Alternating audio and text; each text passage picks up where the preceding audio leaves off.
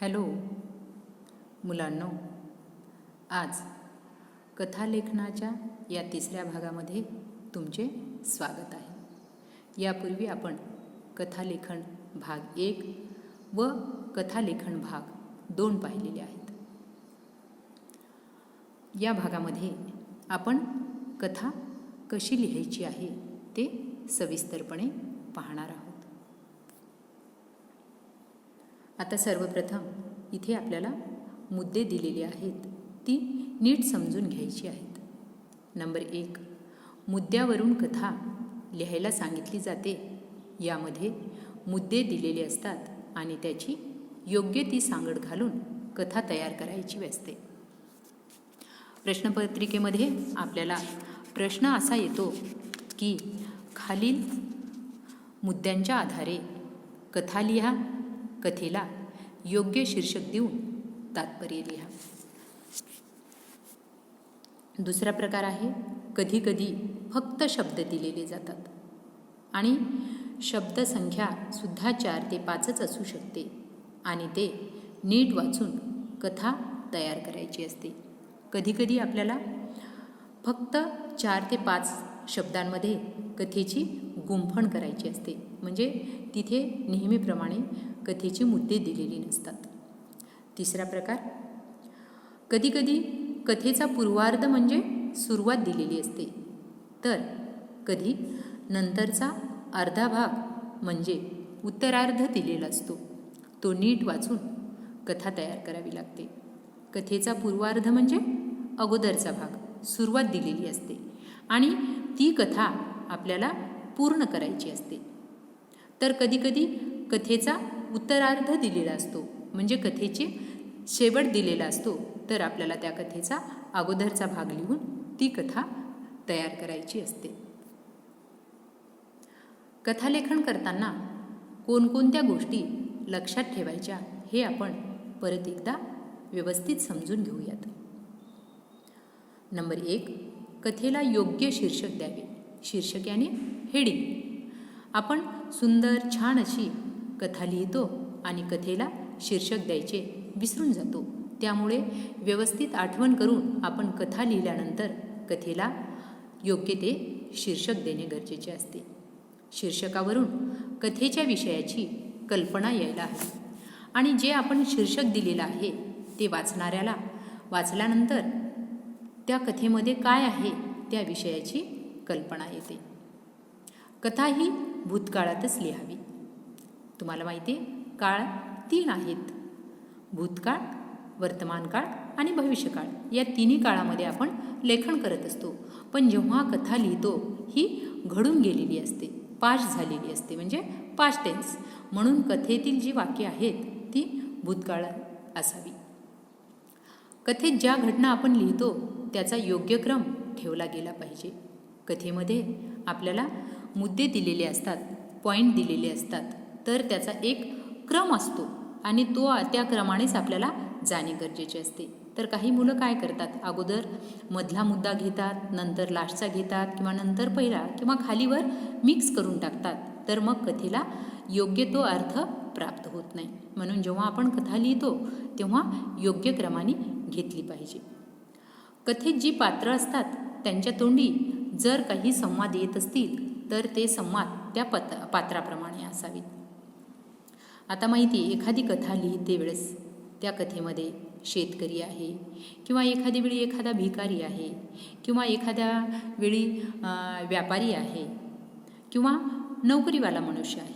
अशा प्रकारे जी ती पात्र असतात त्याची पात्र त्याच्या पद्धतीने लिहिणं गरजेचं आहे. शेतकरी जर म्हटलं तर शेतकऱ्याची भाषा ही ग्रामीण असते, गावाकडची असते, तशी भाषा त्याच्या संवादामध्ये लिहिणं गरजेचं आहे. नोकरदार वर्ग असला तर तो कशी भाषा शुद्ध वापरतो, त्याच्या तोंडचे वाक्य हे शुद्ध असले पाहिजे. अशा प्रकारे आपण कथेची पात्र रंगवणे गरजेचं असतं. कथेत वातावरणाची योग्य निर्मिती झाली पाहिजे. जेव्हा आता आपण कथा लिहितो तेव्हा जी कथा लिहितोय तिथलं वातावरण आपल्या डोळ्यासमोर दिसणं गरजेचं आहे. अशा प्रकारे आपण कथेची गुंफण करावी. कथा योग्य प्रकारे पुढे सरकते त्या बेताने 3 ते 4 परिच्छेद पाडावेत. आता मोठे जर पॅरेग्राफ असतील, परिच्छेद असतील तर ते 3 ते 4 असावेत, किंवा आपण 4 ते 5 जर छोटे छोटे परिच्छेद लिहिले तर 4 ते 5 पण लिहू शकतो. कथालेखनाची शब्दसंख्या 80 ते 90 शब्द एवढीच असावीत. जास्तीत जास्त 100 शब्दापर्यंत असावीत. म्हणजे कधीही कथालेखन हे शब्द मोजून करायची गरज नाही, ते आपल्या लक्षात येतं. जास्त पाल्लाळ लावू नये किंवा 150-200 शब्दामध्ये कधीच कथेची रचना करू नये. जेव्हा कथेचा पूर्वार्ध किंवा उत्तरार्ध देतात तेव्हा प्रश्नपत्रिकेतील तो भाग उत्तरपत्रिकेत लिहायचा नसतो. जेवढी कृती त्यांनी आपल्याला विचारलेली आहे तेवढीच आपण उत्तरपत्रिकेमध्ये लिहायची असते. कधीकधी काय होतं, कथेची सुरुवात दिलेली असते आणि आपल्याला शेवट लिहायचा असतो. तर मग काही मुलं प्रश्नपत्रिकेमधली पूर्ण जी पूर्वार्ध आहे ती कथा लिहितात आणि स्वतःचा उत्तरार्धही तयार करतात. पण उत्तरपत्रिकेमध्ये लिहिताना जर पूर्वार्ध दिलेला असेल तर फक्त आपल्याला उत्तरार्ध म्हणजे शेवटचा भाग लिहायचा असतो. आणि जर तिथे आपल्याला पहिला भाग दिलेला असेल तर दुसरा भाग लिहायचा असतो. अशा प्रकारे आपण कथा लिहायची. शक्यतो कथेला तात्पर्य लिहावे आणि कथा लिहून झाल्यानंतर कथेमधून आपल्याला काय शिकवण मिळालेली आहे, काय तात्पर्य मिळालेलं आहे ते लिहिणं मात्र खूप गरजेचे असते. मुद्द्याच्या आधारे गोष्ट. इथे काही मुद्दे दिलेले आहेत, पण ते मुद्दे किती कमी आणि 3च ओळीमध्ये झालेले आहेत. पण याच मुद्द्यांची गुंफण आपल्याला 3 ते 4 परिच्छेदामध्ये किंवा 4 ते 5 परिच्छेदामध्ये करायची आहे. इथे पहा, तात्पर्य दिलेलं नाही, कथेला नावही दिलेलं नाही, तर हे काळजीपूर्वक आठवणीने आपल्याला कथेला शीर्षक देऊन तिचे तात्पर्य लिहायचे आहे. मुद्दे लक्षात घ्या. संध्याकाळची वेळ डॅश, खूप गर्दी डॅश, श्रीमंताचे पैशाचे पाकिट पडणे डॅश, गरीब विद्यार्थी डॅश, पाकिट हेडमास्तरांकडे देणे डॅश, श्रीमंताचे शाळेत येणे डॅश, प्रामाणिकतेचे फळ. खूप मोजकेच मुद्दे आहेत, पण हे जर आपण काळजीपूर्वक वाचल्यानंतर आपल्या डोळ्यासमोर चित्र उभं राहतं आणि त्यानुसार आपण कथेची गुंफण करू शकतो. आता लक्षात आलेलं आहे आपल्याला की संध्याकाळची वेळ आहे, गर्दी आहे आणि एका माणसाचं, श्रीमंत माणसाचं पाकिट हरपलेलं आणि ते एका गरीब विद्यार्थ्याला सापडलेलं आहे आणि ते आपल्याला हेडमास्तरांकडे त्या मुलाने दिलेलं आहे आणि मग त्याला प्रामाणिकतेचं फळ मिळालं आहे. याच कथेची आपल्याला गुंफण करायची आहे, ती आपण आता करूया. आता काळजीपूर्वक लक्ष द्या. मी जी कथा तुम्हाला सांगते ती मी कशा प्रकारे तयार केलेली आहे. इथे नाव दिलेलं नसल्यामुळे त्या मुलाला आपल्याला नाव पण देता येईल. सदा नावाचा एक मुलगा होता आणि अपघातामध्ये त्याच्या आईवडिलांचा मृत्यू झालेला होता. त्यामुळे सदा हा अनाथ झाला होता आणि तो आपल्या म्हाताऱ्या आजीबरोबर नदीकाठी एका झोपडीत राहत होता. गावाचं नाव दिलं तरी चालतं. मग आपण असं देऊया की पुण्यात नदीकाठी एका झोपडीत राहत होता. दिवस कठीण होते, पण सदाच्या मनातील अभ्यासाची ओढ सरली नव्हती. आईबाबांबरोबर काढलेले दिवस त्याला सारखे आठवत. त्याच्या आईला त्याला वकील करायचे होते, त्यामुळे कितीही अडचणी आल्या तरी अभ्यास सोडायचा नाही असे सदाने ठरवले आणि आई वडिलांचे स्वप्न पूर्ण करायचे.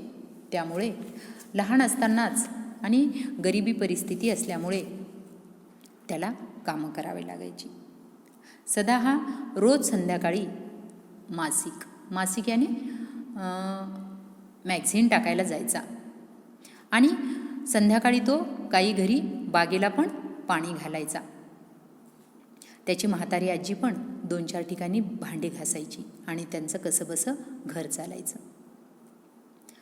मग अशा वेळी एक दिवस संध्याकाळी तो मासिक टाकायला जात असताना त्याच्या पायाखाली काहीतरी आले आणि त्यांनी वाकून पाहिले तर एक पैशाने भरलेले पॉकेट होते.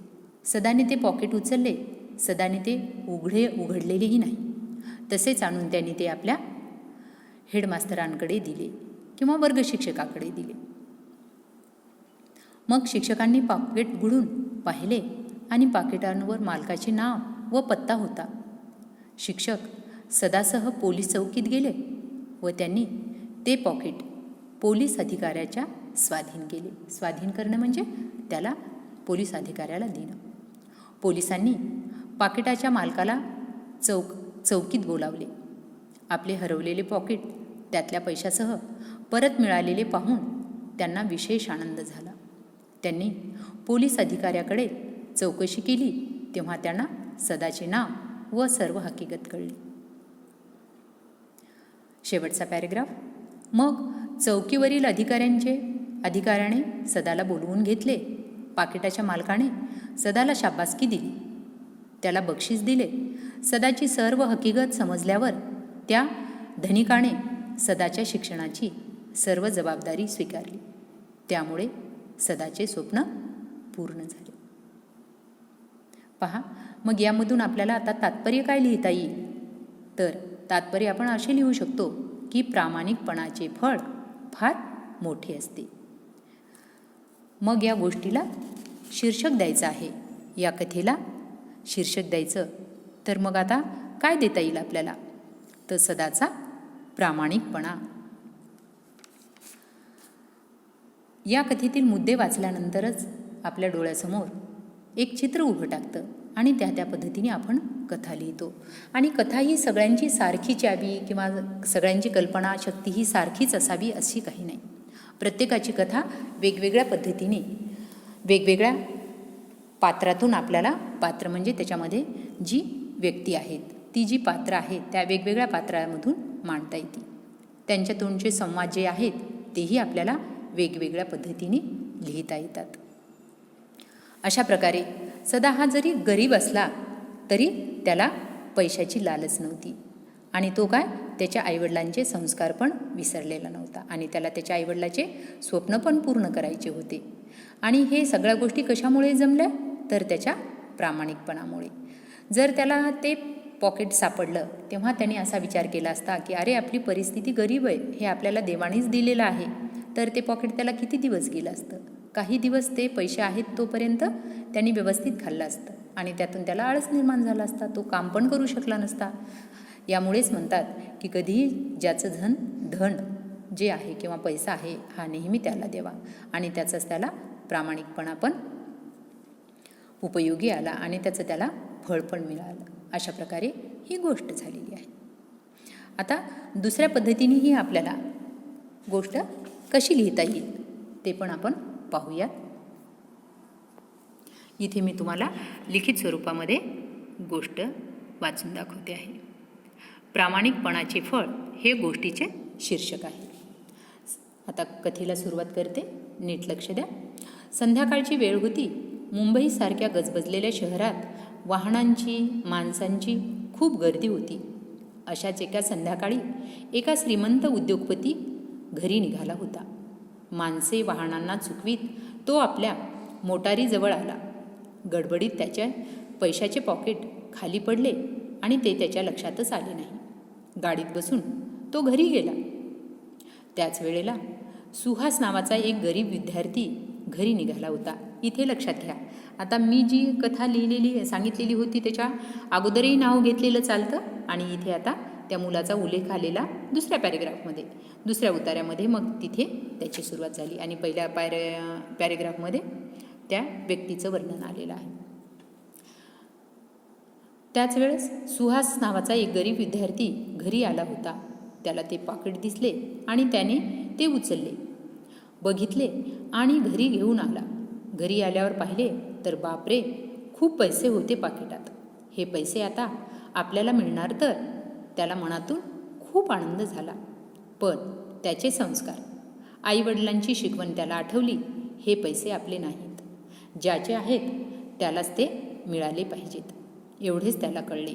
पहा, पैसा त्याच्या जवळ आला, त्याला थोड्या वेळापुरती हव्यासही वाटला, पण त्याच्यावरती जे संस्कार झालेले आहेत, आईवडिलांनी सांगितलेलं आहे की ज्याचे काही गोष्टी आहेत किंवा पैसे आहेत ते ज्याचे त्यालाच मिळणे गरजेचं आहे, हे त्याला पटकन आठवलं. आणि त्याच्या मनात असाही विचार आला की ज्या व्यक्तीचं पॉकेट हरवलं म्हणजे तो बिचाऱ्याला कितीही वाईट वाटत असणार, की पैसे गेल्याचे असा विचार त्याच्या मनात आला आणि त्याने ते पाकिट दप्तरामध्ये टाकले, स्कूल बॅगमध्ये ठेवून दिले. दुसऱ्या दिवशी शाळेत गेल्यावर त्याने ते आपल्या शाळेच्या हेडमास्तरांना दिले. हेडमास्तर याने एचएम किंवा प्रिन्सिपल. सुहासच्या देखत हेडमास्तरांनी पाकिट उघडले आणि सुहासला न दिसलेले श्रीमंताचे कार्ड हेडमास्तरांना मिळाले आणि फोन नंबरही मिळाला. त्यांनी फोनवर सर्व हकीकत सांगितली. म्हणजे ह्या पॉकेटमध्ये त्यांचा ज्या व्यक्तीचे पैसे हरवलेले होते त्याचे कार्ड आणि त्याचा फोन नंबर होता. मग हेडमास्तराने त्यांना फोनवर जो झालेला प्रकार आहे तो सगळा सांगितला. तो एक श्रीमंत उद्योगपती शाळेत आले. त्यांना सुहासच्या प्रामाणिकपणाचे खूप कौतुक वाटले. त्यांनी त्यांची पाठ थोपटली, त्याला शाबासकी दिली. इतकेच नव्हे तर त्याची सर्वसाधारण परिस्थिती पाहून त्याच्या सर्व शिक्षणाचा खर्च उचलला. पहा, इथे सुहासला प्रामाणिकपणाचं फळ मिळालेलं आहे. त्या श्रीमंत उद्योगपतीने त्याच्या शिक्षणाची सर्व जबाबदारी घेतलेली आहे. सुहास हुशार तर होताच, पण खूप मेहनतही होता. त्याने आपले शिक्षण पूर्ण केले. उद्योगपती येथेच थांबले नाही, तर त्याला आपल्या कारखान्यात उच्च पदावर नोकरीही दिली. सुहासने देखील प्रामाणिकपणा आणि मेहनतीने सर्वांची मने जिंकली, आपली खूप प्रगती केली. इथे बोध किंवा तात्पर्य पहा. प्रामाणिकपणा हा फार मोठा गुण आहे आणि त्याचे फळ माणसाला नेहमी मिळतेच. म्हणून क्षणिक सुखाकडे न भागता दूरवर विचार करणं गरजेचं असतं आणि नेहमी प्रामाणिकपणेच आपण वागलं पाहिजे. त्याचं फळ हे आपल्याला निश्चितच मिळतं. अशा प्रकारे ह्या 2 पद्धतीने मी एकच कथा तुम्हाला दाखवलेली आहे. त्याप्रमाणे तुम्ही तुमच्याही पद्धतीने ही कथा लिहू शकता. तर मुलांनो, आज आपण या भागामध्ये इथेच थांबणार आहोत. धन्यवाद.